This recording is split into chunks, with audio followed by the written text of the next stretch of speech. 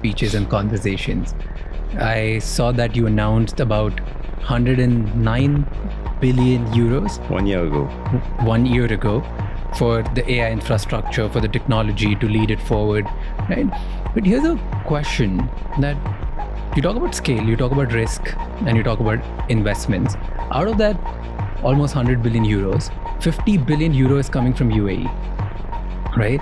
Then, so money is foreign funded, infrastructure is going to be largely owned by UAE. The technology and intelligence is coming from America and China. And you're talking about Europe and building sovereign Europe AI.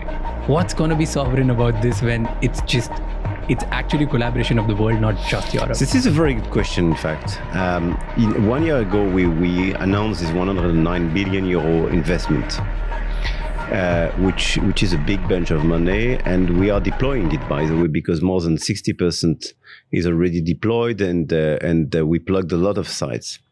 It's in order to build data centers. You're right. We speak about UAE, US projects. Why? Because the technology is largely in the US. But the data center which will be deployed in France will be used as well by our own players. If you don't have the computing capacities, you cannot deploy. And there are more cash today in the Gulf and the technology for data centers in the US. But what we want to do is not to buy the solution. When you want to be more sovereign, more independent, you want to transfer technologies and attract foreign direct investment. This is exactly what we are doing. I created 8 years ago an event called Choose France, where a lot of Indian players come every year.